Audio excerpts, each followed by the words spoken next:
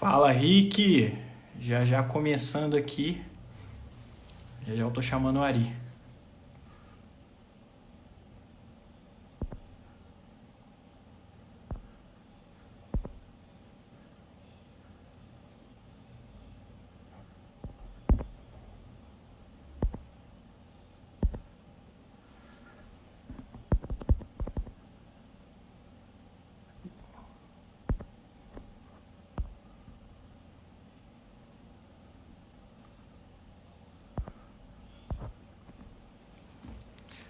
Fala, Túlio! Já já começando aqui nossa live. Um papo aqui bem bacana com o Ari. Opa!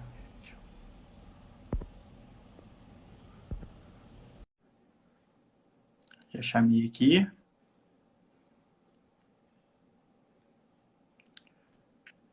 Fala, Ari! Opa, beleza? Beleza? O áudio tá bom? Tá, beleza. Perfeito. Tá me ouvindo também, né? Tô te ouvindo, tô te ouvindo. Cara, obrigado por você ter recebido o convite, ter aceitado. É a primeira vez que eu tô fazendo isso aqui e como um jovem pastor assim, eu tô caminhando nessas questões. Então, meu agradecimento. Eu só queria falar um pouquinho antes aqui, só para você entender um pouco a respeito desse meu convite e de como eu cheguei em você, você vai entender. Beleza. Comecei como me converti em 2006, 2004 me converti, 2006 me batizei e desde então 2010 eu comecei o seminário, me converti aos 16 anos, 2010 comecei o seminário, 2014 me formei, e ao mesmo tempo que eu me formei, eu saí. Ao mesmo tempo que eu me tornei pastor, eu saí da igreja. Porque o movimento teve um racha, e nessa questão, eu acabei não tomando nenhuma posição como liderança ali, e me afastei, me ausentei, e tipo, não exerci mais o ministério. Até então, pouco tempo. Mas uma das coisas que nesse meio tempo, nesse hiato da minha caminhada cristã, me ajudou muito, foi o Descrentes. E, inclusive, é por isso que eu te chamei, porque, assim, foi algo muito importante para mim, porque quando eu estava sem nenhuma referência, sem nenhum lugar, eu encontrei lugar. Justamente ali, acompanhando as lives, eu lembro até que era, tipo, num cômodo, sinistrão. Aí eu É sempre o mesmo acompanhava. lugar aqui agora, só tá mais sofisticado. Então, isso, tipo, para mim foi algo muito importante. E, tipo, toda a minha geração que se formou no seminário, que se converteu naquela época, todo mundo se perdeu. E por isso que eu trouxe esse tema, porque assim, com a graça de Deus, eu não saí como todo mundo saiu, tipo assim, eu não vivi as experiências que todo mundo tem vivido, tipo, muitos que eu conheciam que estavam formados pastores, de repente está numa promiscuidade muito grande, está em outras questões, assim, muito exacerbadas, né? Aquele negócio assim, de repente saíram e puf. Então, eu queria, Ari, para começar, queria que você se apresentasse e você falasse um pouquinho sobre como surgiu esse projeto, assim, que me abençoou. Eu sou muito grato por isso, sou muito grato a você por isso. Como que começou essa ideia dos descrentes, que antes da pandemia, de tudo, você já tinha começado a igreja online, tipo, você já tinha visionado esse projeto. Eu queria que você se apresentasse e falasse um pouquinho a respeito disso, ao que, com Beleza. certeza, não somente me abençoou, mas tem abençoado outros mais. Beleza, bom demais. Bom, obrigado aí pelo seu testemunho, né? Trabalhar na internet é sempre um desafio, porque a gente não vê o outro lado, né? Sim, Então, às vezes, muita gente é abençoado, mas pela falta do testemunho, você fica assim, cara, eu tô semeando, mas você não está necessariamente sendo aquele que vai colher alguma coisa, né? A palavra de Deus já dizia que às vezes um é o que semeia, outro que planta, e às vezes a gente fica com a impressão de que o nosso trabalho é infrutífero, mas bom demais. Bom, eu me converti, cara, nos anos 90 ainda, e eu fiz parte daquele movimento que lutava pelo rock, pelas tribos urbanas dentro da igreja. E desde 2002 a gente foi desafiado a pegar o que era um trabalho de rua e organizar isso na forma de uma congregação. Então, este ano, a igreja que eu pastorei está completando 20 anos que ela está organizada, né? E uma das coisas que sempre foi o nosso foco foi trabalhar com coisas, às vezes, que eram desconfortáveis para a igreja. Então, a gente trabalhou com tribos urbanas, depois a gente chamava isso de underground, né? Todo o alternativo que não cabia dentro da igreja. Depois a gente percebeu que isso era maior do que só rock, ou skate, ou tatuagem, e que isso envolvia o morador de rua, a prostituta, as pessoas que não se enquadravam num perfil religioso. E, posteriormente, isso acabou se transformando num movimento que a gente chama de desigrejados, né? Muita gente que não se enquadra na igreja, ou por alguma decepção que elas passaram, ou por causa de, às vezes, não se acostumar ao nosso perfil cultural muito quadradinho, né? Sim. Então eu via muita gente que quando eu ia pregar em alguma igreja, principalmente igrejas históricas, né? Às vezes ao final as pessoas vinham conversar e falavam assim, nossa, eu tive uma experiência numa presbiteriana do Brasil nesse sentido que foi muito interessante, né? Porque a presbiteriana do Brasil é uma igreja que eu me sinto muito em casa, né? O meu alinhamento teológico com eles, assim, é algo muito empático. E aí, depois de eu pregar, veio um senhor, assim, já de idade e tal, me cumprimentar, dizendo, assim, me pedir perdão, dizendo que, pelo meu estereótipo, ele quase que foi embora no começo do culto. Depois ele agradecendo pela coerência e centralidade da mensagem que eu preguei. Mas aí ele fez um comentário, né? Ele falou assim, só tem um detalhe, né? Você não fala como crente. E eu agradeci, né? Eu falei assim, não, obrigado, tal. Ele falou, não, mas não era um elogio, né?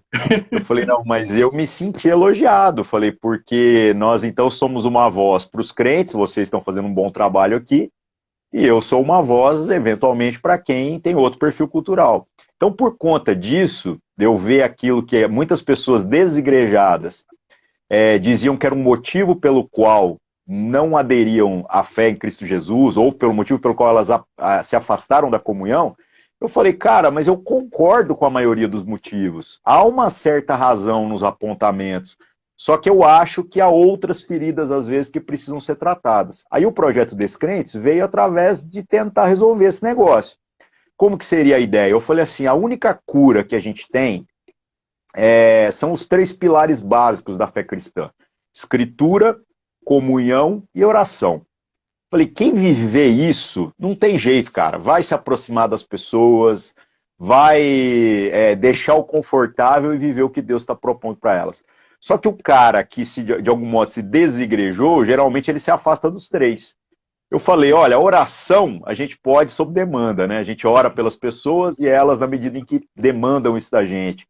Comunhão pela internet, a gente sabe que é restrito, mas a pandemia veio mostrar para nós que às vezes a gente precisa não desprezar, né, essa relação que a gente pode ter online. Porque durante a pandemia era tudo que a gente tinha, e querendo ou não, passou a ser precioso.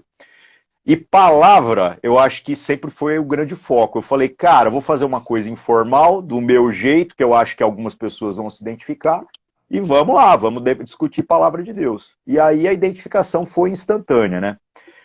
Eu já fiz outros trabalhos na internet, eu já fiz outros projetos para trás, eu já tive vlog no YouTube que estava dando até grana, né? Não, Mas... Ari, só te interromper. Pô, Sim, você sim. construindo aquele banheiro e construindo a área ali, pra mim aquilo. Cara, a minha luta tá sendo para continuar gravando essas coisas, cara, porque os desafios de fazer as coisas aqui continuam, né? Eu tenho alguns problemas aí que eu tô administrando para conseguir viabilizar isso, mas o que eu acho legal, cara, e que eu acho que tem muita minha cara, né? A gente consegue viver uma espiritualidade fazendo qualquer coisa. Você Sim. fala assim, pô, vamos limpar o quintal. Você filmando uma limpeza de um quintal, você fazer uma reflexão. Porque, na verdade, isso era para ser a vida do cristão, né, cara? E se não está sendo, é muito ruim.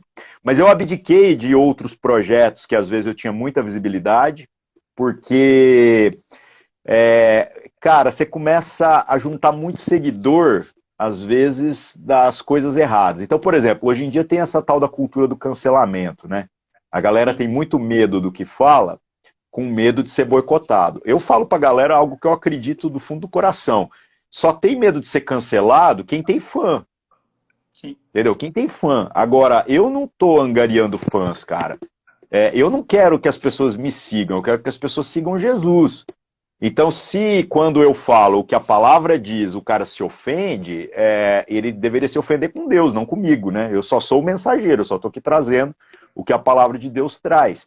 Então, nessa perspectiva, quando o meu Face, na época, passou de 100 mil seguidores, cara, virou um inferno, velho. As pessoas não querem ouvir nada que não seja aquilo que elas já têm predisposição a ouvir. E aí, por conta disso, eu até abandonei o Facebook, cara. Meu Facebook tem lá, sei lá, 160, 170 mil. Eu abandonei, literalmente. Eu tô mais aqui no Insta, onde eu tenho pouca gente, tenho 25 mil. Mas aqui, eu posso trabalhar conteúdo mais extenso, eu posso ser mais enfático, eu posso ser mais irônico, eu posso brincar. E parece que o engajamento das pessoas com aquilo que eu tenho feito tem sido maior. Eu optei por fazer vídeos maiores. Hoje eu tô fazendo podcast também, né, cara? Podcast é 2 horas, 3 horas de transmissão. Aí todo mundo fala, pô, mas aí dá 100 pessoas assistindo. Não importa, eu prefiro 100 pessoas assistindo 3 horas de vídeo, cara, do que ter 10 mil por semana assistindo um vídeo de 1 minuto, de 2 minutos, né? Mas não tem profundidade, fica aquela coisa muito superficial. Então esse foi o rumo aí que eu acabei tomando, né? O projeto Descrentes hoje existe nesse formato de podcast. E estamos aí vendo o que eu faço daqui para frente. Não sei, cara, estou procurando também. Ari, uma outra pergunta. Que nem eu falei, essa movimentação das pessoas cada vez mais saindo da igreja e tipo assim, parece, eu tenho a impressão, na verdade, né, que às vezes parece que de repente tudo que era muito bom se tornou muito ruim, ninguém quer ter relação nenhuma mais com a igreja. Eu tive amigos íntimos assim que viveram tudo que eu vivi, passaram por tudo que eu passei, e de repente ele não quer ter mais nenhum... Tipo assim, pessoas que formaram no seminário. De repente, pessoas que não querem ter mais experiência nenhuma com a igreja. Eu queria perguntar para você como que você enxerga isso, como que você tem lidado com isso, porque eu acho que é uma realidade que de todas as igrejas acontecendo hoje. Como que você lida com essa questão, tipo assim, desses pródigos modernos, desses que deixaram realmente tudo ali que eles tinham para viver uma vida totalmente diferente? Eu cheguei à conclusão, cara, de que se a gente desistir, eles vencem. Eles, eu falo, o sistema, a banda podre.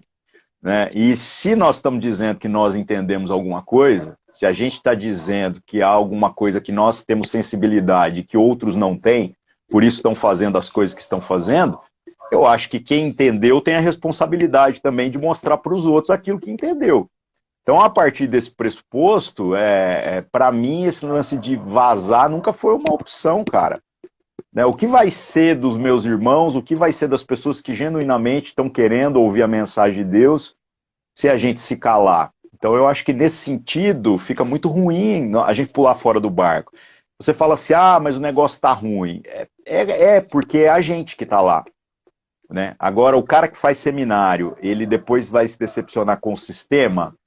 Cara, o sistema é a gente que faz. Então, nós podemos descorromper o sistema entrando nele e corrompendo o que está corrupto, entendeu? Eu falo assim, a gente pode aprender a jogar a regra do negócio e mostrando que pode ser feito de maneira diferente. Então, por exemplo, eu me converti, como eu falei, lá em 95. Depois eu fui para o Ministério Sal da Terra no ano de 2001, entre 2000 e 2001. Eu hoje faço parte do Conselho do Ministério Sal da Terra. Então, para um cara que foi para um outro ministério, por causa de um grupo de evangelismo, que posteriormente se organizou como congregação, depois de tanta água rolando, né, ser ordenado ao pastorado, e ter agora uma igreja que já está lá há 20 anos, e eu fui crescendo ali dentro do ministério, e a gente não é uma denominação, né, o Ministério Sal da Terra do qual eu faço parte. O que conta, cara, é coerência e fidelidade para com aquilo que a palavra de Deus traz. Tanto que a minha igreja, cara, é uma igreja pequenininha. A gente não é uma igreja de grande expressão no que se refere a número, a dinheiro, a nada disso. mas muito mais em coerência, em palavra, em ser uma referência para o todo. Então, por conta disso, hoje eu sento na mesa do conselho do ministério, eu ajudo a governar o ministério todo, que é composto por basicamente umas 100 igrejas no Brasil. Né? Agora, por que eu estou lá? Porque é uma responsabilidade. E agora que eu estou lá, eu vou ver aquilo que está errado e vou dizer não. Então eu acho que essa galera, a gente precisava entender que o problema é a gente mesmo. O problema são as pessoas. E quando a gente assume a postura de plantar igrejas, de estar à frente do processo, nós vamos vendo que algumas das críticas que nós fazemos também, às vezes, são críticas de quem está só do lado de fora. Né? E às vezes é muito fácil falar. Agora, quando a gente está à frente do negócio, a gente vai vendo que às vezes o negócio é um pouco mais complicado. Nossa, quantas críticas eu já fiz a coisas e depois eu fui descobrir que tinha mais variáveis envolvidas, né? Então a gente tem que ser um pouco mais longânimo nesse sentido, né? E entender que o Senhor da igreja é Jesus. O resto, velho, nós estamos aí literalmente assim, tateando e tudo mais. E uma coisa curiosa, nós temos que entender que o importante é a gente ter uma unidade entre nós e com a Escritura, mesmo para que quando a gente erre, a gente assuma o erro e a gente não rompa uns com os outros. Acho que isso é o mais fundamental. Se você ler o livro de Atos inteiro, você vai ver que a igreja fez um monte de coisa que não tinha nada a ver, cara. Um monte de coisa assim, parece que tem que dar errado para depois dar certo. E Jesus deixa a coisa acontecer. Né? Então você fala assim, poxa, por que Jesus não impedia um cara como Paulo de perseguir a igreja? Porque tinha uma pedagogia, tinha um propósito. O próprio Paulo depois se torna o grande evangelista do processo. Né? Por que os discípulos escolheram Matias para ocupar a 12ª cadeira ali no lugar de Judas? E você nunca mais ouve falar do Matias, cara. Enquanto a igreja estava escolhendo Matias, Deus estava escolhendo Paulo. Então não tem problema. Em Atos 6, a igreja tem que levantar os diáconos, porque está tendo problema na distribuição dos recursos. As viúvas estrangeiras estavam sendo prejudicadas. Né? Então o ministério diaconal surge para resolver um problema. Né? Então é problema em cima de problema. Paulo, junto com os irmãos lá, fala, não, nós estamos orando, nós vamos para a Ásia. Aí por fim vem um sonho lá e fala assim, não, vocês vão para Macedônia. Ou seja, não tem problema a gente ir errando, desde que haja honestidade, no sentido da gente entender que é o Senhor que governa a sua igreja e que mesmo quando a gente errar, não vamos jogar para debaixo do tapete. Vamos consertar, vamos ver o que tem para fazer e juntos a gente vai viver isso que Deus está propondo para a gente. Pô, que bacana. E outra coisa, Ari, outra dúvida, porque eu estava pensando a respeito disso, e estava orando, estava lendo sobre isso. Eu até, numa reunião, eu propus isso, né? Porque às vezes a gente vê tanto... Essas pessoas, elas têm tanto pouco espaço de voltar para a igreja, porque justamente a gente tem filhos mais velhos a todo momento ali falando, não, esse vai voltar, esse quer voltar, não pode. Entrega, tipo, faz aquele negócio, né? Eu entreguei para Satanás por definitivo essa pessoa.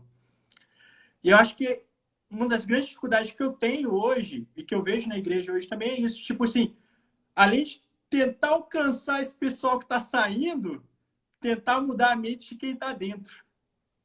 Porque as pessoas, elas têm um olhar muito... Que nem você estava falando no começo, quando você começou os descrentes, tendo essa iniciativa de realmente alcançar essas pessoas porque elas não estavam sendo alcançadas, eu vejo essa dificuldade hoje ainda permanecendo na igreja. Tipo, a gente tem que, além de lidar com o filho mais novo, a gente tem que lidar com o filho mais velho ali a todo momento, todo momento. E como você enxerga esses que estão, tipo, a gente colocou a perspectiva dos que estão fora, mas os que estão dentro também estão fora. Olha, quando eu me converti, cara, tinha esse lance muito do estereótipo, né? A igreja ainda tinha uma rejeição ao rock, ainda no começo dos anos 90 ainda tinha aquela discussão que veio dos anos 80 sobre o uso de guitarra no louvor, uso de bateria, cara. Umas coisas assim que hoje é uma página virada, né? Chegava um cara com um perfil como eu, assim, tudo rabiscado, mano, você era o demônio, né? E eu me converti numa igreja pentecostal, cara, que era super, assim, cheia dessas frescuras, assim, sabe? Que tava apanhando muito desses pequenos detalhes. Só que eu fiz a conta de que o que eles sabiam e que eles podiam me ensinar sobre o evangelho valia mais a pena do que eu ficar brigando por causa dessas bobagens. Então, num primeiro momento, cara, eu tive que tirar brinco, andar de cabelo preso, eu tinha cabelo comprido, não usava camisetas de banda, e esse foi o preço para poder, assim, andar no meio dos caras sem causar grandes problemas, né? Aí, o que, que aconteceu? O grupo de evangelismo que a gente acabou montando, que posteriormente virou a base para a plantação da igreja que eu pastorei até hoje, surgiu exatamente da ideia de querer trazer os nossos amigos para a igreja. E qual era o grande problema? Primeiro era falar de Jesus de uma maneira que as pessoas se interessassem, e segundo, era exatamente os crentes de dentro. Então, é o mesmo problema. Quando você traz o cara que tem um perfil diferente, ou que é muito crítico, ou que teve uma experiência ruim, ou é diferente por qualquer outro motivo, você traz esse cara para a igreja, aí os caras que estão na igreja que são a grande crise. Então, o que eu acho que a gente precisa fazer? A gente precisa aprender a contornar essa questão toda. Como que a gente fez isso no passado? Eu nunca almejei liderança, eu nunca trabalhei para ser líder, eu sempre desejei servir, cara. E naturalmente, liderança vem pelo serviço. Então, estando na igreja lá no começo, lá nos anos 90 ainda, o que a gente usou até como estratégia? A gente falava assim, o que tem para fazer? Então os caras falavam assim, porque tem coisa que todo mundo quer fazer, mas tem coisa que ninguém quer fazer. Então, precisa de ajuda para lavar o prédio da igreja. A gente, opa, estamos aqui. E a gente ia lá para ajudar, cara. Ajuda na cozinha, estamos aqui. Ajuda para não sei o que lá. Tudo a gente estava ajudando, cara. Aí depois a gente viu as velhas da oração lá, resolvemos entrar pro grupo de oração das velhas. As velhas trataram a gente como lixo, cara. Tipo, eu já vi um monte igual vocês aqui, que chegam, mas não duram um mês, dois. Só que aí você vai lá e persevera, um mês, dois, três, seis, um ano, entendeu? Aí já muda. As pessoas começam a falar, pô, os meninos são meninos de oração, né? Os meninos são os meninos do serviço, e assim a gente vai comendo as coisas pela beirada. Hoje, quando eu falo com relação ao cara que estava desigrejado, e quando ele vai voltar, ele enfrenta essas resistências, que ele pare de olhar para estas coisas e que ele entenda assim que ele precisa encontrar o lugar dele ali no meio da comunidade. É porque às vezes esse cara era líder, esse cara já foi alguma coisa. Esses são às vezes os maiores decepcionados, né? Mas, cara, eu não preciso ser líder, cara. Eu não preciso chegar numa comunidade, se Deus me levar para um outro lugar e falar, pô, aqui, ó, o Ari é pastor e tal, para que eu pastoreie. Eu não preciso. Este reconhecimento da comunidade, ele acontece naturalmente. Então eu sou um cara que chegou à liderança da igreja carregando caixa. E eu fiz isso durante muito tempo, cara. Aliás, eu estou fazendo isso até hoje, que a gente vai vendo que isso é parte muito da nossa vocação. Eu não consigo ver os irmãos descarregando um caminhão e eu passar do lado e falar, não, eu sou o pastor, não vou ajudar, cara. Não tem a ver com o meu perfil. Né? O meu modelo de pastoreio é diferente do que tradicionalmente outros pastores fazem. Claro, cada um vai ter seus dons, as suas vocações, a sua maneira de saber trabalhar, né? Eu tô na internet desde 97, cara. Então eu já falava sobre a questão de internet quando tudo isso aqui era mato. E todo mundo falava, não, nunca, nunca vai ser, nunca será, né? E hoje a gente está colhendo essa outra realidade. Então o que eu digo para a pessoa é o seguinte, cara, se acerta com Deus, e se acerta com os irmãos, entendendo que se às vezes esses irmãos que estão criticando a volta daqueles que estão querendo aí andar com a igreja novamente, tivessem passado pelas experiências que a gente passaram, talvez eles entenderiam as coisas que a gente está dizendo que entende. Então a responsabilidade é sempre de quem entendeu mais. Então nós não estamos achando que a gente entendeu mais, né? E é por isso que nós estamos aqui retornando. Volta na miúda, fica de boa, que você vai achar o seu lugar, cara. Não tem como. Uma coisa que eu nunca quis foi, sabe, o lugar dos outros. Porque não serve a roupa dos outros na gente. E eu nunca fiz planos nesse sentido. Tipo, vou plantar uma igreja, vou ser pastor. Essas coisas vão caindo no colo da gente na medida em que a gente vai assumindo essas responsabilidades e trabalhando. Você falou dessa questão do rock. Tem um amigo até que está na live aqui, ele tinha toda a coleção do Angra autografada, tal, tudo bonitinho. De repente ele se converteu, foi pro acampamento. Meu Deus, Fogueira, que fogueira. dó. Hoje a gente conversa e ele fala justamente isso. Ele fala, cara, o que que eu fiz? Tipo, Tempos de ignorância, né, velho? Aí o duro é isso, você falar que o tempo de ignorância foi na igreja, né? Mas é isso. Quanta coisa, cara, quanta coisa tola eu tive que me submeter. Mas uma coisa curiosa, essa igreja que eu me converti, que tinha um problema sério com tudo, quando eu saí de lá, eu já usava brinco, eu já usava o cabelo comprido solto, tranquilo, eu já usava camisetas de banda e eu já continuei me tatuando nesta igreja, sendo líder lá, sendo parte daqueles que estavam na linha de frente, tendo respeito da igreja. Eu consegui, num período ali de quase 7 anos, cara, ir flexionando o sistema.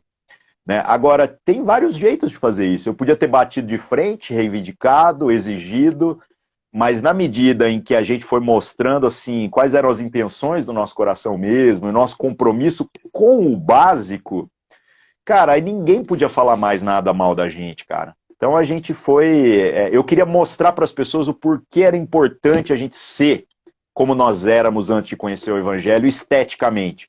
O como que isso gera uma empatia com as pessoas que não são da igreja. Tanto que até hoje a galera fala, os caras falam assim, mano, você não parece crente quando você fala.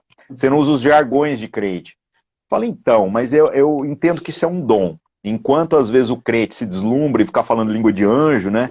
Eu estou me esforçando por ser perito em língua dos homens. Eu quero falar o que as pessoas entendem, cara. É a minha vocação. Então, se Deus te deu outra língua para falar, beleza, irmão, tá tudo certo. Mas a minha é a língua das pessoas. É falar o difícil de uma maneira fácil. Né? E aí, fazendo isso, a gente consegue ter um grau de afetação muito interessante. Eu fiz umas pesquisas uns anos para trás, aí lá no Face, né? Que é onde eu tinha mais seguidores, para ver o perfil das pessoas que me seguem. E é muito estranho, cara. Tipo assim, 60% é crente. Né? Mas é pouco, eu achei que era bem mais, né? Aí depois vinha assim, 30% espírita, cara. Aí tem uma galera lá, uns católicos, e tem gente do candomblé, ateus, cara. Eu falei, cara, por que essas pessoas me seguem? É muito estranho, né? E as pessoas falam assim, eu gosto do seu jeito de falar, porque você consegue ser irônico, mas sem ser desrespeitoso, você sacaneia o outro, mas também se sacaneia, então isso não é uma coisa que agride, né? Ao mesmo tempo não passa pano, emite opinião, e tem coisas que são interessantes. Tem curiosidades que você fala, por exemplo, da Bíblia, que eu nunca tinha visto ninguém falar. E na verdade não é porque a minha fala é inédita, é porque talvez ele nunca tenha parado para ouvir alguém que seja mais formatadinho no jeito de falar, né? é justamente isso e que eu ia te perguntar. Essa questão, porque eu vim de uma igreja, tipo assim, norte-americanizada. Tipo, sem cinema, sem bermuda, gravata, camisa social, qualquer coisa que você for fazer na frente da igreja, gravata, paterno, tudo isso. E você falou que você conseguiu ir quebrando isso, tal, tal, tal. Mas como que você chegou nesse ponto?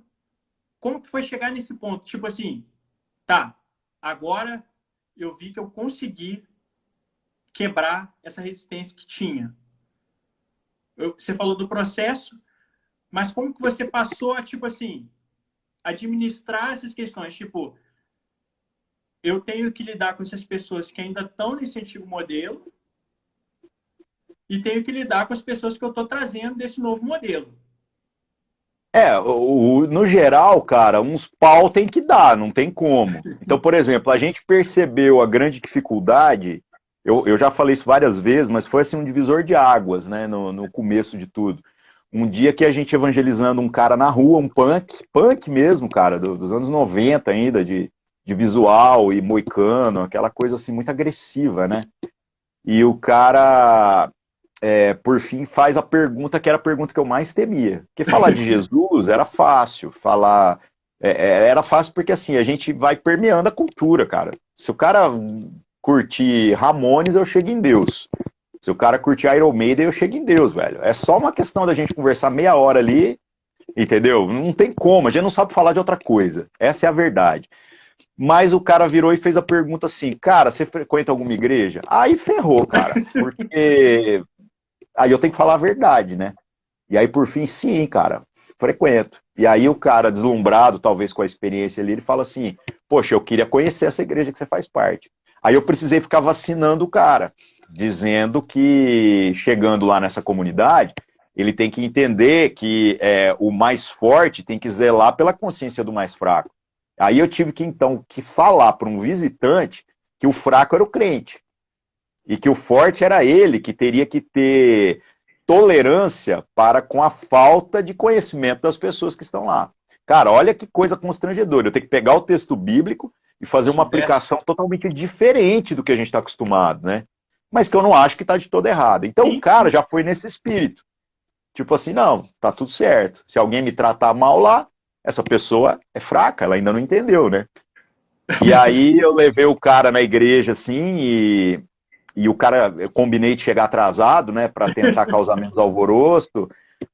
A hora que esse cara entra, assim, no culto, foi um choque, porque no meio do louvor, né, ele entra pelo fundo ali, eu já corri para pegar o cara ali, e aí o pastor já vindo lá da frente, só que as velhas da oração lá que ficam no fundo chegou primeiro, né? E elas, por causa do convívio com a gente, elas foram perdendo medo.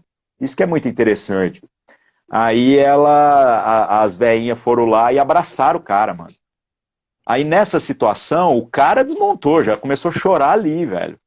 Né? E aí as velhinhas ganharam essa consciência de missão, falando assim, poxa vida, olha o tipo de gente que esses meninos nossos aqui estão trazendo para a igreja, isso é uma bênção. Então, se eles estão dizendo que usar a camiseta de banda é importante, talvez a gente tenha que repensar isso, porque eles estão dando fruto, olha aí, né? Ah, e o pastor que estava vindo, velho, já virou as costas e voltou, porque o pastor não é nem doido de mexer com as velhas, né, mano? As velhas da oração é um povo intocável nas igrejas, né? Então, assim, a gente foi flexionando, cara, sabe? A gente foi conquistando palmo a palmo. E como eu falei, isso foi anos, cara. Foram 7 anos da minha vida só nessa igreja, até que depois eu fui enviado para o Ministério Sal da Terra, porque nós chegamos num ponto de tensão. A gente já tinha um grupo ali estabelecido, e aí chegou no ponto de tensão mesmo, sabe? Assim, de que os pastores, a liderança, compraram as nossas brigas, mas a gente tinha mais demandas. A gente precisava se organizar como igreja. E aí surge o Ministério Sal da Terra, nos oferecendo esse apoio, e a igreja da qual eu fazia parte, conversando lá com o pastor, tal, ele pegou e falou assim, olha, nós vamos ter que mandar vocês para lá, porque nós estamos aqui assim, entendeu? Administrando no limite já. Falou, a gente não tem dúvida do que vocês estão fazendo, que é de Deus. Falou, só que entendam que nem todo mundo ainda tem maturidade para compreender isso, né? E aí foi bênção, cara, foi tranquilo. Eu nunca rompi com a igreja, engraçado isso, né? Isso é legal. Mesmo buscando... O bom é que você manteve aquela postura, né? Equilíbrio. Tipo, ó, eu tenho que me manter. E manter amando essas pessoas. Vou continuar. Mas com raiva, viu, cara? Não é também assim. É porque às vezes os caras olham e falam assim, velho, esse cara deve ser um monge, deve ser alguma coisa assim pra engolir sapo, né? Não, algumas coisas a gente fazia na força da raiva mesmo. Você quer ver, por exemplo, uma coisa da força da raiva? Tem um pastor aqui, que hoje é um companheiro de ministério, né? Que é o Ogálvaro, aqui no Sal da Terra.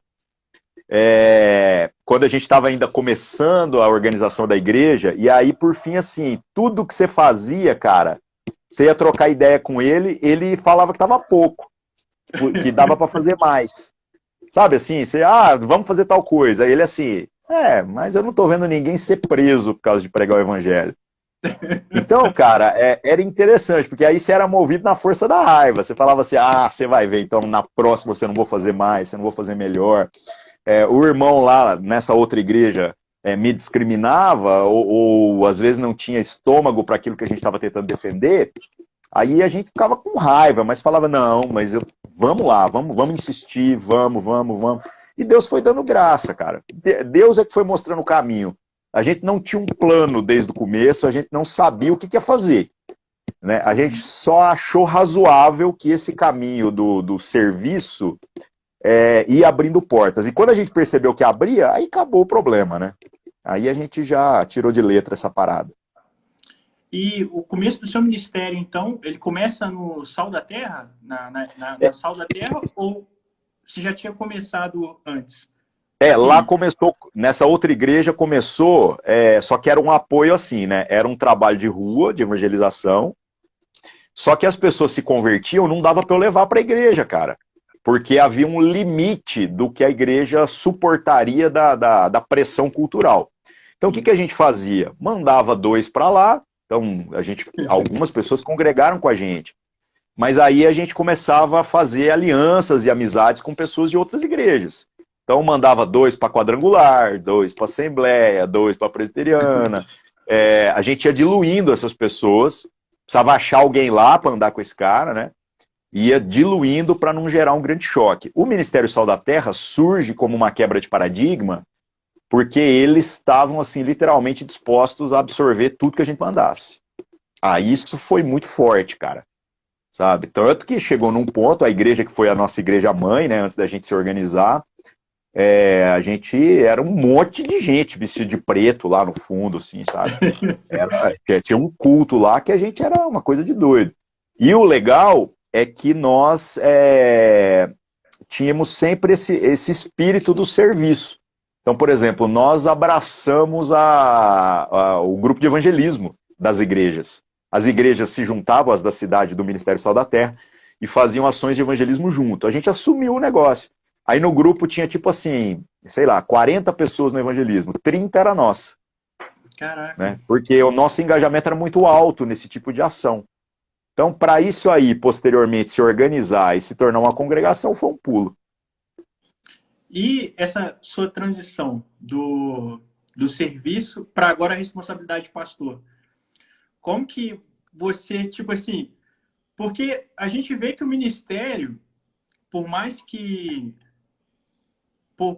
as pessoas tenham uma visão que pastor trabalha pouco, a responsabilidade dele é tipo assim, tudo. Tudo e ao mesmo tempo ele tem que delegar tudo, mas ele tem que estar, tipo, a par de tudo. E como foi essa transição? Tipo, eu tô saindo de ser uma pessoa que está contribuindo com a igreja, mas agora eu estou passando por essa transição agora para ser o líder de uma igreja, para ser a pessoa que está responsável por tudo acontecer. No Ministério Sal da Terra, as igrejas são governadas por conselho, né? E o conselho é bem um conselho de iguais. Hoje o nosso conselho é composto por 1, 2, 3, são 4 pessoas, 4 pastores. Então a gente partilha disso tudo. Eu sou o coordenador, mas isso na nossa estrutura só significa que o ministério conversa comigo. Eu represento a igreja perante o ministério, né? Mas o governo é partilhado nesse grupo. Esse grupo, cara, é o lugar mais seguro que eu tenho. Porque é o lugar também onde eu sou pastoreado, o lugar onde eu posso rasgar minha vida, e eu devo fazer isso, né? E onde essa responsabilidade está partilhada. Quando a gente organizou a igreja, a minha pegada era muito de linha de frente. Tinha outros caras que pregavam lá. Eu não era um pregador de púlpito normal, eu preferia ser o cara de pregar na rua, de pregar no evento, de falar nas frias, nos lugares às vezes que as pessoas não gostam de fazer, né? E eu peguei a manha de fazer isso porque trabalhando com evangelismo, quando você ia fazer evangelismo num lugar maneiro, sempre tinha aqueles caras que aparecem com aqueles testemunhos miraculosos, extraordinários, né? E que eu sempre tive o pé atrás, que eu falo que tem uns caras que os testemunhos, a conta não fecha, né? Parece que o cara dá uma inflacionada, né?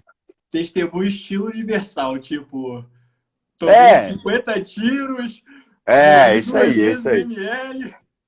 Não, eram uns caras assim, o cara fumava maconha de vez em quando, mas no testemunho ele era traficante, né? Então eu falava assim, velho, não precisa exagerar no testemunho, né? E eu não sou ex nada dessas coisas, cara, tá ligado? Eu nunca usei drogas ilícitas, só drogas lícitas, né? Eu não fui preso, eu não sou ex dessas paradas, né? E você vai dizer, então, que eu não tenho um monte de coisa para testemunhar? Claro que tenho. A obra de Cristo na minha vida foi uma coisa muito legal, né? Aí o que, que aconteceu? Aconteceu que, assim, a gente carregando caixa, tentando fazer o evangelismo lá, e um dia o cara do testemunho extraordinário faltou. Aí, joga o microfone, vai lá e fala. E aí a gente começa ocupando os espaços, fazendo o que tem para fazer. Daqui um pouco, só a gente estava fazendo, só a gente estava falando. Porque era coerente, fazia sentido, né? E você vai aprendendo a falar. Depois, na igreja, a gente tinha um grupo muito bom de pessoas que foram pregando. Então, na escala, eu pregava a cada 2 meses, cara. Era um negócio assim, super tranquilo, né? Mas, naturalmente, é Deus que vai dando dons. E aí a própria comunidade vai pressionando no sentido de gerando as demandas.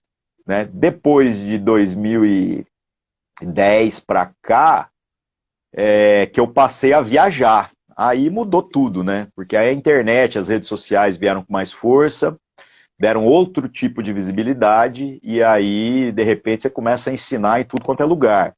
Hoje, para falar a verdade, eu prego na igreja aqui que eu pastoreio uma vez no mês só, no culto de ceia. Nos outros tem a escala lá dos demais pastores. E no culto online, que ainda é transmitido aqui da minha casa, né? É porque a gente separou o online do presencial, porque nós entendemos que o online é outra linguagem, cara. É uma parada olhando para a câmera aqui, então tem que ser mais rápido. Né? No online, eu faço todo domingo, daqui da minha casa mesmo. Né? E o presencial, a gente vai lá tal, eu prego só uma vez no mês. E o lance é viajando. Só que hoje, para você ter uma ideia, como que essas coisas vão caindo no colo, né? Por eu fazer parte do conselho do ministério, boa parte do trabalho que eu acabo fazendo é com líderes e com pastores. Até muito mais do que qualquer outro tipo de trabalho. Eu quase não vou para a rua mais, cara. E eu tenho muita saudade disso. Mas são demandas que vão aparecendo. Então, por isso que eu acho que esse plano que a galera às vezes traça assim de ministério, sabe? Eu vou ser isso, vou ser aquilo. Velho, eu vou ser o que precisar, cara. Eu faço mudança dos irmãos ainda. Eu tenho uma caminhonete velha aqui, né? Tá ligado? Mas por quê? Eu que tenho o carro, então eu que sou o cara que posso resolver esse problema. Então, isso é o que eu estou fazendo hoje. Eu creio que o ser pastor é algo muito mais que é um reconhecimento da comunidade a partir do dom que Deus te deu, do que propriamente a nossa formação ou a imposição de mãos. Alguém pôr a mão na nossa cabeça. Você pegar um Zé Ruela lá, que não tem conhecimento nenhum, e que não tem nenhum compromisso com as pessoas, ele nunca vai ser pastor, cara. Não adianta você falar que ele é. Ele vai ser um gestor, ele vai ser um administrador, mas pastor não, cara. Pastor é outra coisa, né? É outra perspectiva. Envolve mais cuidado do que propriamente do que funções, né? Com certeza. Até porque o pastor é Jesus, né, velho? A nossa nomenclatura evangélica aí, a gente teria que usar o nome presbítero, né? Mas na nossa cultura a gente transformou o presbítero em pastor e criou um outro presbítero aí, né? Que ele meio que... Ele não ensina tanto quanto o pastor ensina, né? Mas tá tudo certo. Eu acho que a nomenclatura é o que menos importa. O que importa é a fidelidade para com aquilo que são essas vocações, né? Olha, outra pergunta.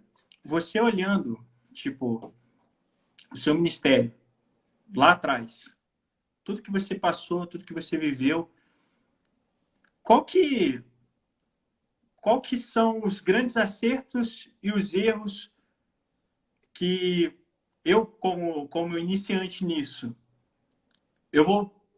você vê através da sua vida, cometi, esse eu não cometeria, passei por isso, vivi isso, mas entendendo que, claro, tudo na vida, como a gente falou, todos os acertos na igreja de Atos ali tinham um propósito. Assim como a nossa vida, os acertos, as questões. Mas qual lição, a maior lição que você vê, assim, dessa questão tirando pela sua vida, pelo seu ministério, que você daria como conselho àqueles que estão ouvindo, assim, da carreira cristã, da vida cristã, que estão voltando, que estão presentes, que estão vivendo dificuldades, que estão tendo as suas limitações ali, gritando. O que você falaria? Deixa eu falar da parte ruim primeiro. Depois eu quero falar da parte boa que tem sido assim um oásis, né, para essa vida da gente. A parte ruim eu tenho um monte de experiência ruim. Cara, a gente é errando que a gente vai literalmente assim tateando, assim como a igreja de Atos e discernindo, até porque se Deus mostrasse para mim o que eu vivo hoje, lá no começo, talvez eu teria desistido na primeira semana. Porque hoje é cada tijolada no peito, cara, e a gente mata e chuta pro gol, né?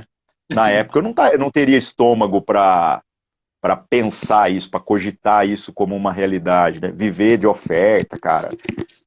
Para mim isso é loucura. Era loucura, né? Agora é realidade. Bom, então a parte ruim, o que eu acho assim que foi muito complicado, eu demorei a aprender e que eu dou como conselho para todo mundo.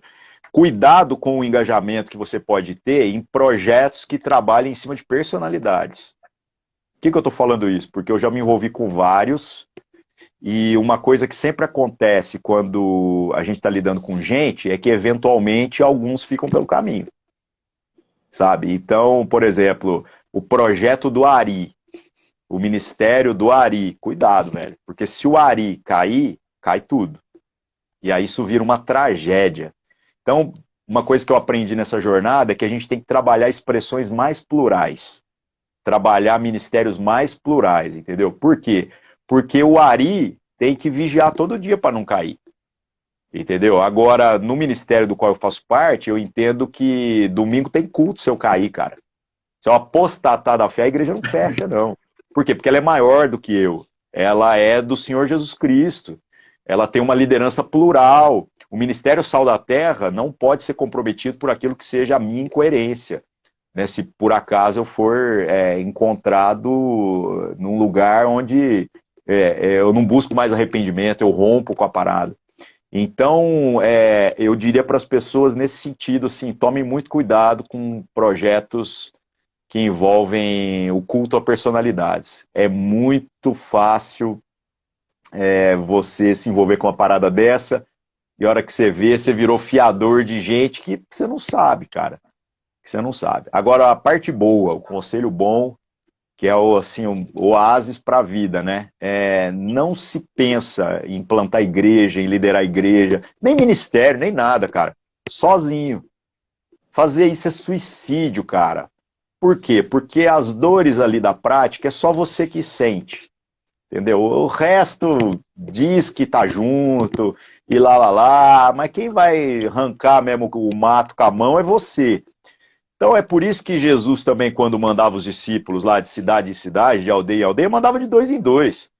E mesmo ele estando de 2 em 2, ainda falava assim, chegando num lugar novo, ache um homem de paz ali naquele lugar. Né? Então o que é isso? É ter um núcleo base mínimo de amigos, cara. E o que é um amigo? Um amigo é um cara que, se sair uma briga, ele primeiro vai catar uma cadeira para te defender. Depois nós vamos ver quem tem razão ou não tem. Sabe? E detalhe, amigo vai pôr o dedo na sua cara e te confrontar com as suas incoerências. Amigo é o cara que às vezes vai te bater mais do que os outros estão batendo. Mas você vai ouvi-lo, cara. Um amigo não vai te largar para trás, um amigo não vai desistir de você. Já teve gente, às vezes, querendo na minha vida semear a discórdia, né? Falando assim, o fulano falou umas coisas de você aí.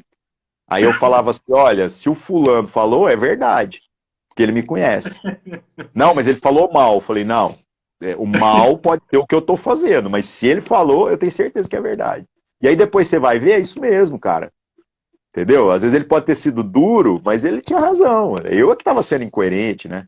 Ele pode ter errado, talvez, e não ter falado para mim primeiro, né? Para que eu me corrigisse. Mas o que ele falou não está errado. Então, assim, não estar sozinho nessa jornada, cara, é muito seguro. É mais devagar, mas é muito seguro. Eu acho que não dá pra você abraçar essas coisas sozinho, não. Então, se o cara que fala, não, eu tenho uma visão de Deus, um plano de Deus, beleza, cara. Os profetas lá do Antigo Testamento acabou já. João Batista foi o último, encerrou esse ministério, certo? Esse ministério de solidão, esse ministério de depressão. Isso aí já acabou lá, cara. Então, agora, nós temos que fazer as coisas juntos. É a igreja, não é mais você. Né? Deus deu dom para mim para abençoar a igreja, não é para abençoar o meu trabalho, para abençoar os meus problemas. Então, se a gente entender isso, cara, nossa, metade dos problemas já desaparece. E você falando disso, é grande importância mesmo. Porque eu lembro quando eu vivi essa experiência de estar nesse ato, né, nesse meio tempo entre estar na igreja e estar fora da igreja, foi justamente no momento que eu me peguei pensando, poxa, eu tô sozinho. E tipo, cada vez mais eu tava odiando pessoas, eu tava alimentando, tipo assim, sou eu que tô certo, tá todo mundo errado, sou eu que tô certo, tá todo mundo errado, tá todo mundo errado. Não tinha ninguém para me afiar ali, me apontar, me, me dar essa direção. E foi justamente isso. Falei, não, eu tenho que buscar pessoas. Eu tenho que buscar pessoas, eu tenho que estar no lugar, eu tenho que me, me movimentar, que eu não posso continuar da forma que eu tô. Porque muitas das pessoas que estão fora, e eu falo que eu estava fora, elas têm esse pensamento, não, eu consigo alimentar a minha comunhão com Deus a partir de mim mesmo. A partir de mim mesmo, eu vou conseguir. Cada vez mais as pessoas vão se tornando o quê? Donas da verdade. E eu falei, não, cara, não posso. E é justamente isso que você falou, tipo, de ter pessoas, de estar junto com as pessoas, de realmente estar tendo essas pessoas que vão te apontar e te direcionar. Sabe uma coisa que eu falo muito para minha gata tá aqui brigando com o tripé. Sai daqui, ó. Uma coisa que eu falo muito pra galera, assim, que são das coisas que a gente vai aprendendo, né? As pessoas às vezes não entendem a questão do como que Paulo censura os irmãos lá da igreja de Corinto por estarem tomando da ceia indignamente. E a gente criou uma cultura evangélica que, ao invés de entender isso aí que você está falando, que é como a gente depende uns dos outros, a gente começa a achar que o problema da ceia é pecado. E pecado não é problema para Jesus, velho, porque ele já pagou por todos os pecados na cruz. Pecado já está tudo resolvido. Até o que nós vamos pecar no futuro já está pago. Então o pecado não é um problema. Obviamente isso não é uma desculpa para pecar, né? Não é porque ele pagou a conta no boteco que nós vamos lá gastar mais, né? Então pecado não é o problema. Então se pecado não é o que nos torna indignos, o que que faz com que a gente tome indignamente da mesa do Senhor? E a explicação mais razoável para isso é muito simples. É o seguinte, o pão que está sendo oferecido para ser partilhado na vida cristã é o corpo de Cristo. É Cristo, o corpo de Cristo é a igreja.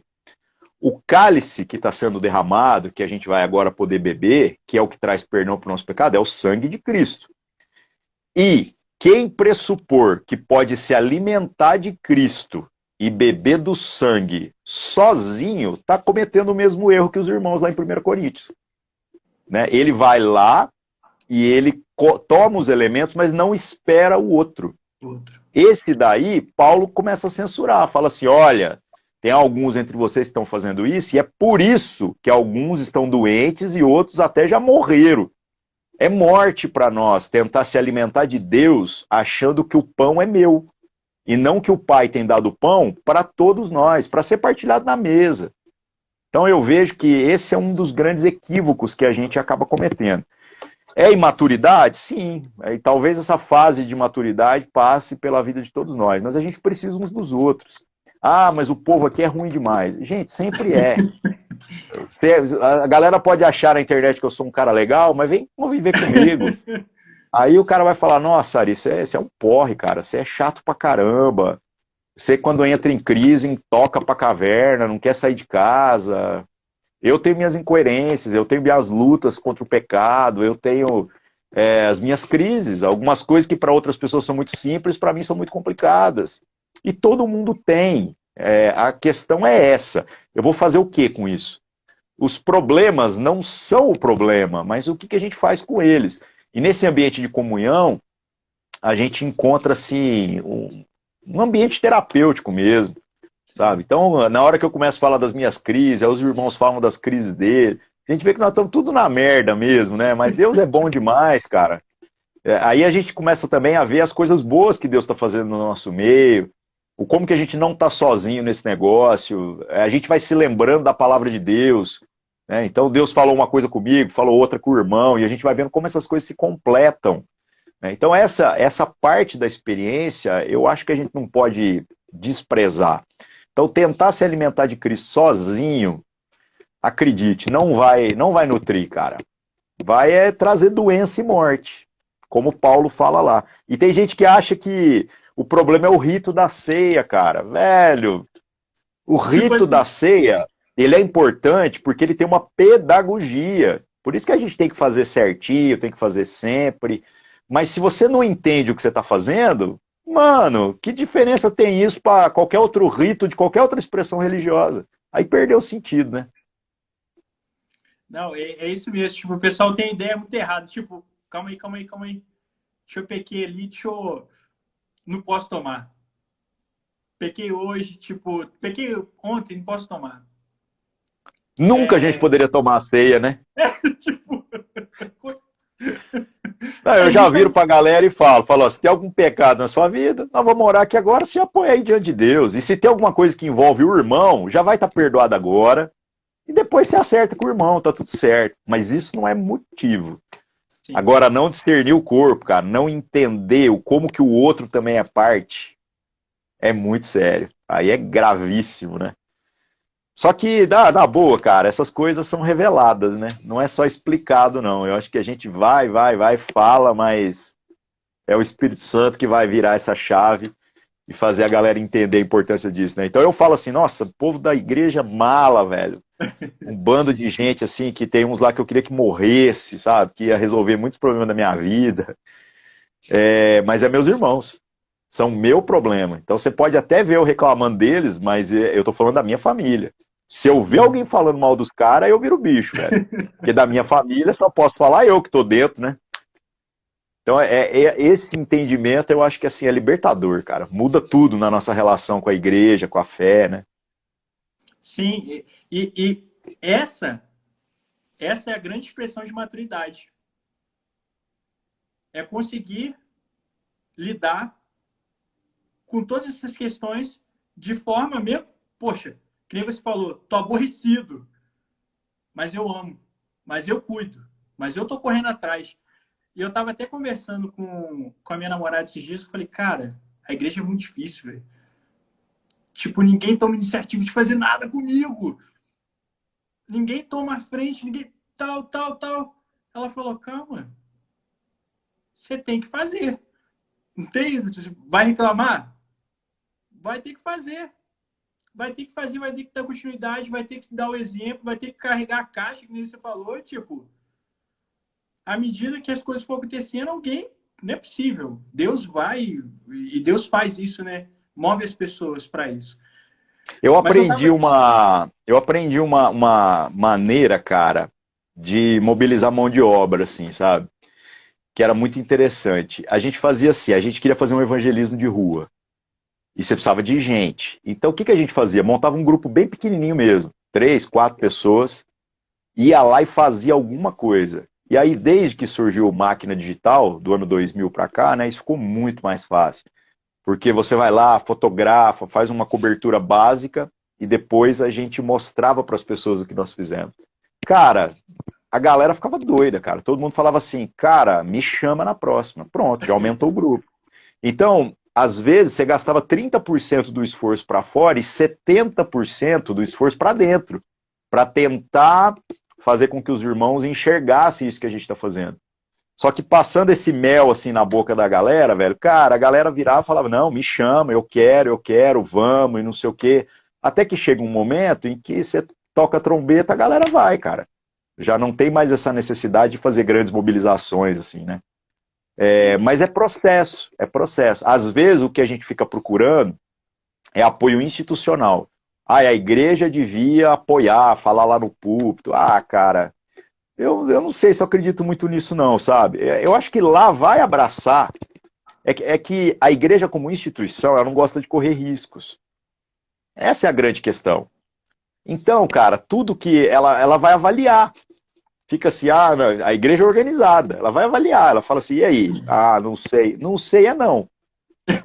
Entendeu? Então, às vezes, a gente tem que chamar a responsabilidade para nós mesmos. Por exemplo, há mais de 10 anos atrás, a gente foi fazer evangelização na Parada Gay aqui em Uberlândia e na época ninguém tinha feito, né?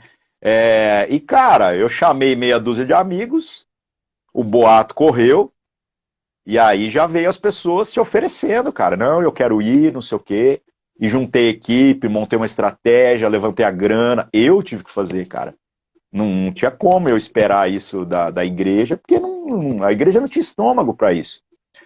E aí, beleza, né? Tudo pronto.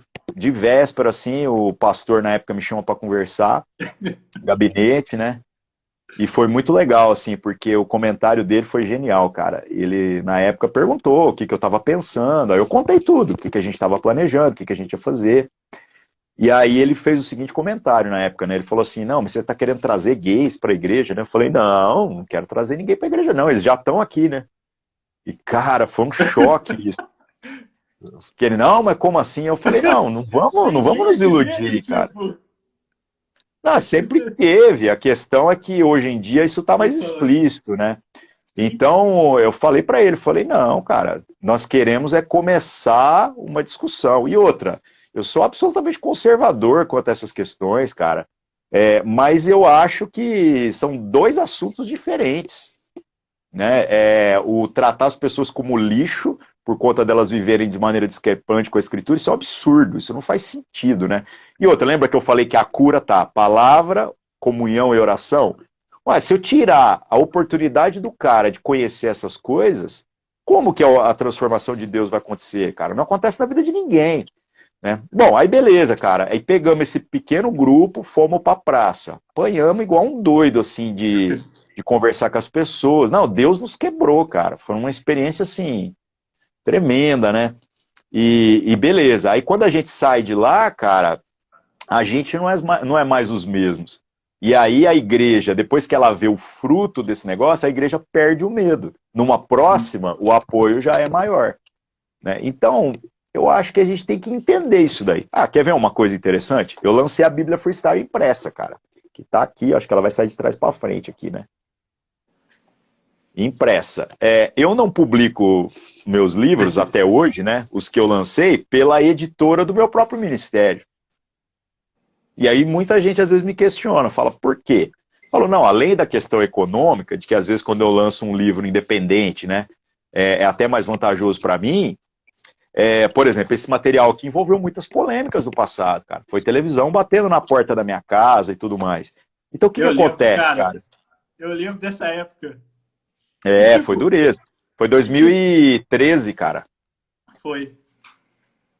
E Então, mas tipo, aí, olha só meu pensamento. Eu pensei assim, cara, se isso aqui der ruim agora, entendeu? Que não comprometa os outros escritores da editora do nosso ministério. Então eu fiz fora, certo? Aí, graças a Deus, não tá dando mais os pau que deu no passado. Então agora, no futuro, a gente pode rever uma outra tiragem, uma outra edição feita de outra forma, né? Mas a gente ter essa sensibilidade, eu acho importante. Mas 2013 foi brabo, velho. Cara, minha vida virou um inferno naquela época lá. eu lembro dessa época, tipo assim, eu falei, cara, tipo, foi antes de eu te conhecer melhor e de passar por esse período. Falei, cara, muito doido, tipo, doidaço. Mas depois quando eu conheci os descrentes lá na frente, eu passei a entender. Eu falei, cara, não, não é só o que. Porque às vezes a gente formata muito da nossa forma as coisas e tudo que o outro faz que não tem a nossa forma é errado. Eu falei, Ah, às não, vezes a gente nem tenta entender, né, cara? Eu acho que essa é a grande questão. Então, por exemplo, se eu falasse para você assim, me conta o Novo Testamento, entendeu? Você não pode trazer a Bíblia, você tem que ler na sua casa, vir aqui contar. E eu escrever e você contar, eu acabei de fazer uma paráfrase. Cada sim, pessoa vai contar de um jeito. Substitui Bíblia? Não, mas é uma ferramenta evangelística, porque é a partir daquilo que você percebeu. E isso pode abençoar alguém. É isso que eu fiz. Né? Então é muito barulho que às vezes a gente faz porque a gente é intolerante com coisas bobas. E outra, toda a Bíblia infantil é uma paráfrase. sim, sim. E o pessoal também, tipo, a mensagem, pô, é lindo, é E é lindo. paráfrase, não é Bíblia, né? Tipo, Você vê que nossa, tem, às vezes, um versículo pequeno que eles fizeram ficar grande, e às vezes 3 versículos que eles juntaram num só. e é Porque a engraçado, viu? ideia é transmitir a ideia, né? Não é necessariamente ser fiel à forma do texto. E é engraçado que eu tiro às vezes para fazer a leitura, né, por ela. Aí tá lá, não entre no bar do pecado. Eu falei, caraca, que massa, cara. Tipo, e é um negócio que é justamente o que você falou. É uma ferramenta. É uma ferramenta. Eu tenho a mensagem aqui. Ah, eu tenho muita Bíblia aqui, cara.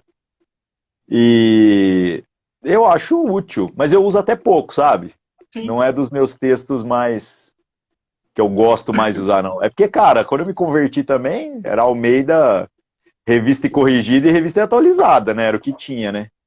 Então, era tipo assim, tudo que. Lá era assim, tudo que fugisse da RA, não. Pode não, cara. Você tá em pecado. Nova versão, não. Não, não, não. Tipo, era isso a mesmo. galera. A galera às vezes não tem ideia que os anos 90 foram muito difíceis. Saiu na época, nos anos 90 ali, a tradução na linguagem de hoje. Não é essa nova tradução na linguagem de hoje, era uma outra. Essa outra eu nunca mais vi, ela nem existe mais, né?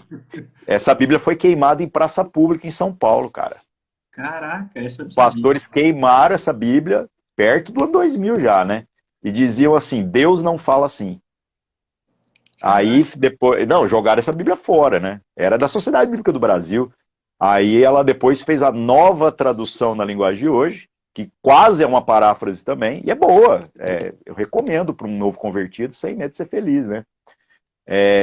Mas assim, a gente vai vendo tanto que é bobagem nossa, né? Umas coisas que a gente tem assim que às vezes a gente demora para entender, né? Sim, você vê que com o tempo, você fala, cara, como que eu fui tão grosseiro com muita coisa que era para mim exercer ali uma tolerância com o outro, e você vê assim, poxa, não, eu tenho que me tornar diferente a partir do que eu fui errado lá hoje. Ari, acho que o nosso tempo está acabando. Queria que você fizesse algumas considerações finais. Tipo, se você tivesse esse momento para falar com aqueles que estão, de alguma forma, se encontram perdidos, qual seria a mensagem que você falaria? Perdido é bem amplo, né, cara? Mas vamos lá. É que a gente pode estar perdido de muitas coisas, né? Mas vamos lá. Para aqueles que estão sem Deus, né? Aqueles que estão aí, às vezes, se sentindo desesperados, desamparados, né? Olha, eu falo para a galera o seguinte: eu, por conta de ver o que Deus fazia na vida de um amigo, um dia desejei isso. Eu não sabia o que era, eu não entendia nada, eu não era uma pessoa religiosa, mas eu desejei isso, sabe? Tanto que eu falo pra galera que eu me converti no banheiro da minha casa. O dia que eu, tomando banho, eu virei e falei para Deus, falei, olha, eu não sei o que tem na vida do fulano, mas eu vou colar nesse cara. Eu quero isso para mim. Então, se você tá num momento que você fala assim, eu precisava que as coisas mudassem, eu precisava me encontrar com Deus aí, ou voltar para Deus, né? Lembre-se de uma coisa, a gente deseja Deus porque o próprio Espírito Santo trabalha dentro da gente. Então, de certo modo, a gente deseja porque a gente está sendo desejado. Então, velho, se agarra nesse negócio, abraça essa parada, ache um cristão, ache um amigo, alguém que está indo nesse caminho, cola com esse cara, velho. Andar com pessoas que eram mais cristãs do que eu, cara, foi uma das coisas mais importantes da minha vida. Que às vezes também a gente junta na igreja e faz igualzinho em sala de aula, sabe? Os bagunceiros ficam com os bagunceiros, e a gente junta muito por perfil. E aí a gente não vai para frente. O dia que eu conheci uns caras assim, que são meus amigos até hoje, o Rafa, que hoje é pastor comigo aqui, sabe? Uns caras que eu olhava e falava, cara, esse cara é crente, velho. Eu tô tentando ainda, mas esse cara é. E eu comecei a colar com eles, andar com esses caras, a minha vida mudou. Então, meu conselho é o básico: Bíblia, oração e comunhão. Mas acha alguém para andar junto, cara. E aí não tem erro, não. O céu é o limite, você vai ver como que essa jornada é boa e vale a pena. Tô nessa parada aí, sei lá, 95 para cá, 27 anos já, né? Muito tempo. E outra questão, Ari, você falou sobre isso, e para gente tentar fechar, um jovem pastor, quais conselhos você daria? Tipo, olhando para o seu ministério, olhando para a vida cristã, eu sei que você falou de ter essas amizades, mas como que eu posso, vamos colocar, entre aspas, né, deslanchar nisso e realmente me entregar ao serviço de forma a ser feliz no ministério? Eu diria que respeitar aquela proporção que eu falei, dos 70% às vezes do trabalho para dentro e 30% para fora, traz bastante equilíbrio para a gente. Então, por exemplo, nós vamos ter que entender uma vocação de costurar o novo com o velho. Aí você fala assim, ah, mas não se remenda pano novo, tá tudo certo. Mas eu estou dizendo o seguinte, os nossos pais, são nossos pais, cara. Não dá para a gente remover o marco que foi estabelecido pelas outras gerações por conta de fazer o novo.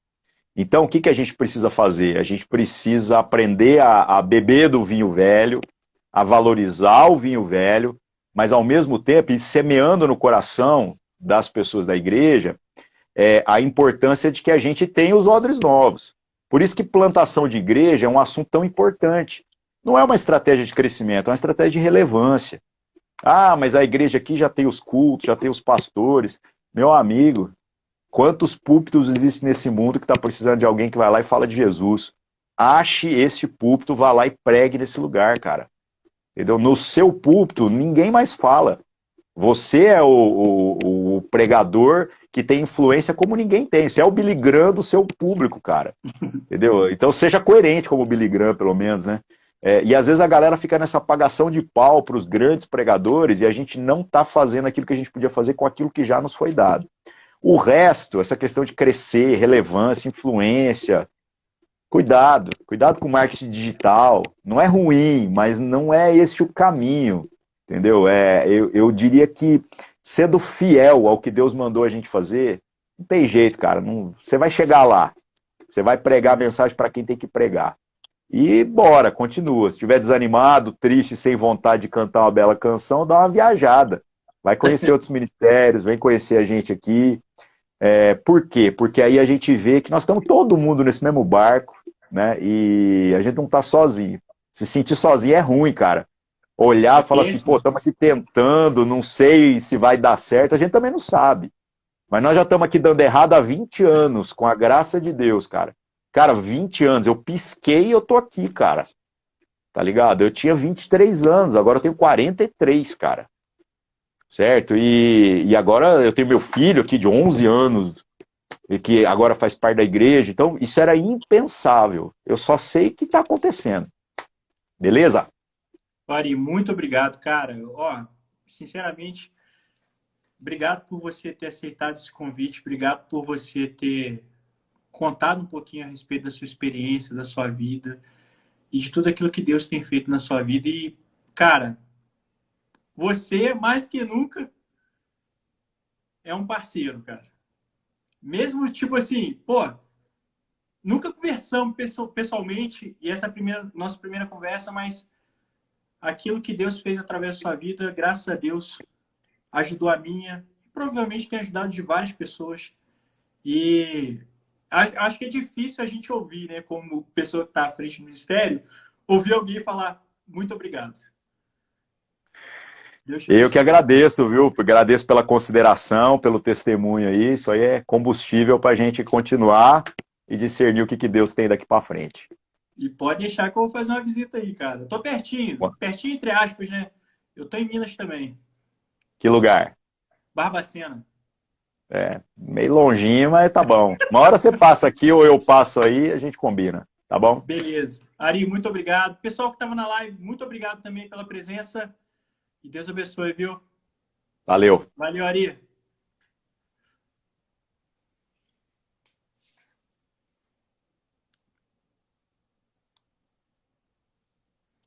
Então é isso, pessoal. Até mais. Deus os abençoe.